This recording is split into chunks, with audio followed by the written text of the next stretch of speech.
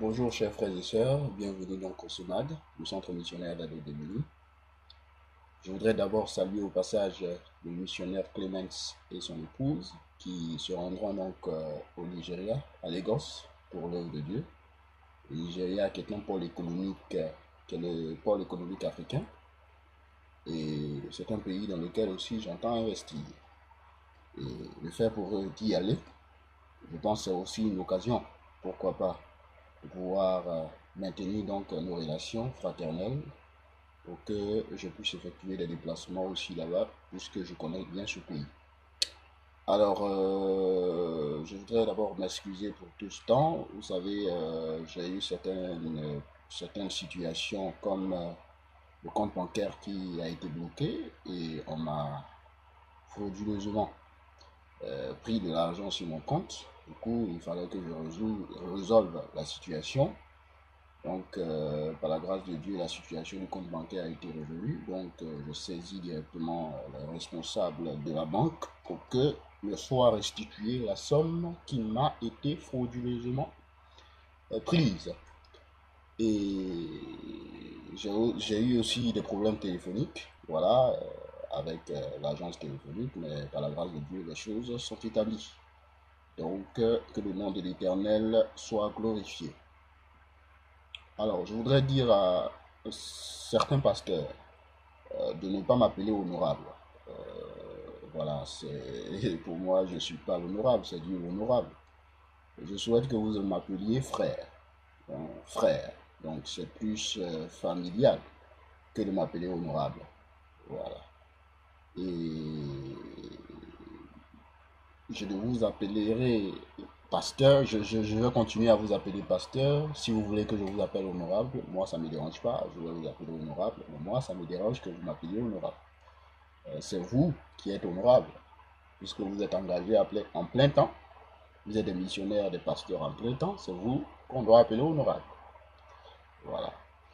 Alors, ce matin, donc, nous allons prendre nos Bibles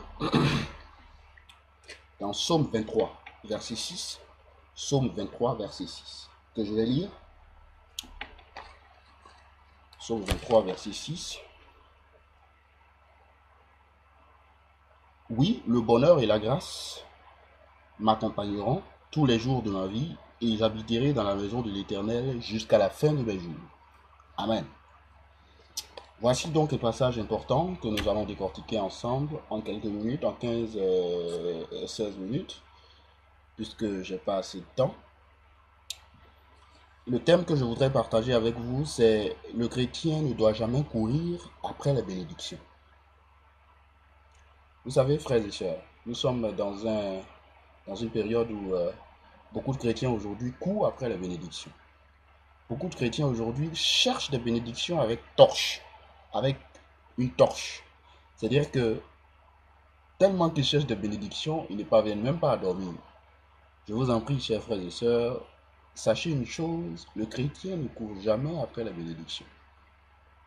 Le chrétien ne court jamais après la bénédiction car le chrétien doit savoir que Jésus-Christ, à l'époque, ne courait pas après la bénédiction. Jésus-Christ, qui est ton maître, ne courait pas après la bénédiction. C'est un passage important que David relève et dans ce passage, il démontre que nous sommes à l'abri de tout besoin car l'Éternel est notre berger. Et étant donné que l'Éternel est notre berger, le bonheur et la grâce sont avec nous tous les jours et jusqu'à la fin de nos jours.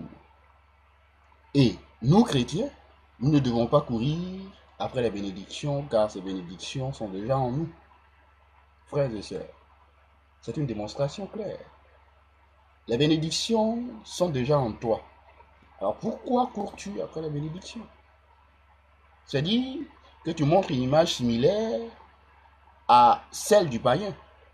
C'est le païen qui cherche des bénédictions, qui cherche le bonheur avec torche. Mais si Jésus n'a pas couru après la bénédiction, il t'appartient, toi, petit Christ, à l'image de Christ et ambassadeur de Christ sur terre, de ne pas courir et de ne pas t'investir tant de par ta force physique, ou du moins spirituelle, pour obtenir une bénédiction. Le chrétien ne doit jamais courir après les bénédictions car le chrétien est déjà riche. Et il y a des bénédictions, il y a déjà des bénédictions en lui. Il est déjà riche, il est dépositaire d'une richesse importante. Quand je parle de richesse, c'est à la fois la richesse intangible et la richesse tangible. En quelque sorte, je veux dire la richesse invisible et la richesse visible. La richesse invisible, c'est ce que nous avons ici et nous avons dans le cœur. Ce que nous avons là, dans la tête, et ce que nous avons dans le cœur. Et la richesse visible, c'est tout ce que vous pouvez voir comme bien, comme moyen financier que voilà, quelqu'un peut avoir. Parce que si la personne qui a tout ça n'avait pas de richesse dans le cœur et dans la tête, n'aurait pas eu tous ses biens et tout ce qu'il utilise aujourd'hui afin de montrer aux yeux des hommes qu'il est donc en pleine forme sur le plan matériel et financier. On peut le lire dans 2 Corinthiens 8, verset 9 et dans Luc 9, verset 58. Ce sont les bénédictions qui courent après le chrétien. Frères et sœurs, quand tu es en Jésus-Christ, ce sont les bénédictions qui te courent après. Et non toi courir après les bénédictions. Pourquoi donc chercher les bénédictions comme si sans les bénédictions tu ne pouvais pas vivre? Laisse-moi te dire que Christ est d'abord une bénédiction pour ta vie. Et si Christ est une bénédiction pour ta vie, cela veut dire qu'en toi se trouve la bénédiction, parce que Christ est en toi. On peut le lire dans Éphésiens 4, versets 20 à 24. Le chrétien ne doit jamais courir après les bénédictions, car il ne doit jamais demander de bénédiction. Il ne doit jamais courir après les bénédictions, parce qu'il paraît insensé, il paraît pas du tout agréable aux yeux de tous. D'ailleurs, quel témoignage d'aller demander des bénédictions aux personnes. Ce n'est pas bien pour un chrétien de rechercher des bénédictions ou d'aller demander des bénédictions. Car Dieu nous les a déversées. Dieu nous les a déversées, nous les a accordées. Raison pour laquelle nous ne devons pas demander. Quand je vois certains frères, il y a 3 frères chrétiens qui m'ont contacté pour me dire, Urbain, aide-nous à aller en Europe. Je leur ai dit, mes frères, d'abord je suis venu en Europe, ce n'est pas un homme qui m'a envoyé. Renseignez-vous. Ce n'est pas un homme, c'est Dieu qui m'a envoyé en Europe. Et si Dieu m'a envoyé en Europe, c'est pour un but bien précis. Et par la grâce de Dieu, je suis venu en Europe avec un visa D, un visa de travail. Et c'est par plus grâce. Parce que ce sont des choses, ce sont des visas qu'on ne donne pas comme ça aux gens. Un visa D. Et c'est par la grâce de Dieu. Je ne suis pas venu, je suis pas allé voir un féticheur ou j'ai pas utilisé d'autres voies pour cela. Et si Dieu l'a fait pour moi, il peut le faire pour toi. Si Dieu l'a fait pour moi, il peut le faire pour toi. Alors pourquoi donc se soucier? Pourquoi donc chercher la bénédiction tant? Pourquoi demander les bénédictions? Les bénédictions ne se demandent pas. Les bénédictions sont accordées par Dieu. Les bénédictions sont divines. Et elles se manifestent dans ta vie au bon moment. C'est-à-dire que ce n'est pas par ton fait que les bénédictions se manifestent dans ta vie. Les bénédictions se manifestent dans ta vie par le fait de Dieu. C'est ce que nous devons retenir. On peut le lire dans 2 Corinthiens 9, verset 8. Le chrétien est une source de bénédiction. Et la bénédiction marche avec l'évangélisation et la méditation régulière. Amen. Jésus était une source de bénédiction. Il guérissait les malades, il ressuscitait les morts, il donnait de la nourriture aux gens, il faisait des miracles pour que les gens mangent, il guérissait les aveugles, il guérissait beaucoup de personnes.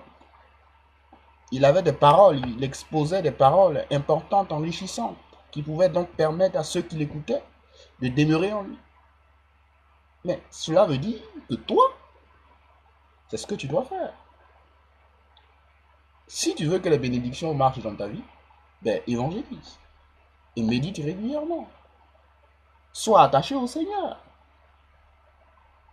Quand vous lisez Josué 1, verset 8, il est dit que c'est par la méditation régulière, je paraphrase, que tu réussiras dans toutes tes entreprises. Et si Jésus, à son époque, était béni par son Père d'office, tout en évangélisant, tout en faisant le témoignage de son Père Dieu, eh bien, il t'appartient à toi, il t'incombe de prêcher aussi l'évangile. En cela, des bénédictions te seront accordées.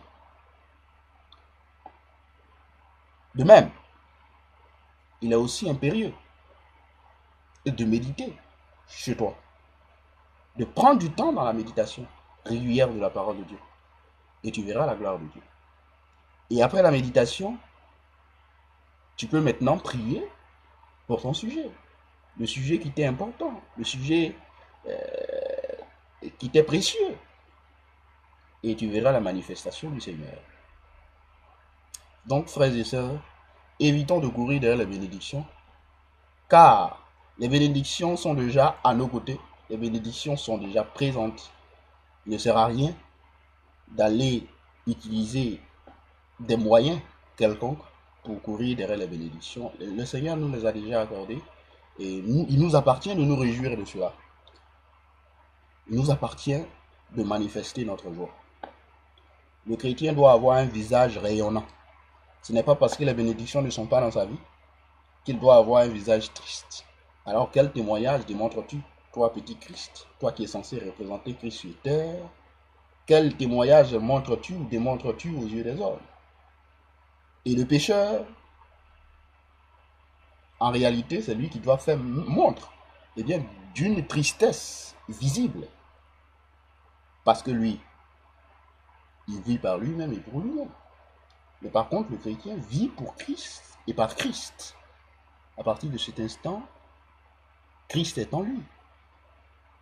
Et si Christ est en lui, il doit faire montre de cette joie que Christ avait, de la splendeur dont Christ démontrait. Et il doit faire montre, eh bien, de l'accueil, de l'hospitalité de Christ. Que le Seigneur vous bénisse. Merci donc de m'avoir écouté. Alors, j'ai eu 2 questions personnelles sur ma vie privée. Ben, écoutez, moi, je vais répondre. Il n'y a aucun souci. On dit, la question c'est, votre âme sœur s'intéresse-t-elle à ce que vous faites? Oui, bien sûr, elle s'intéresse à ce que je fais. Elle est chrétienne, baptisée.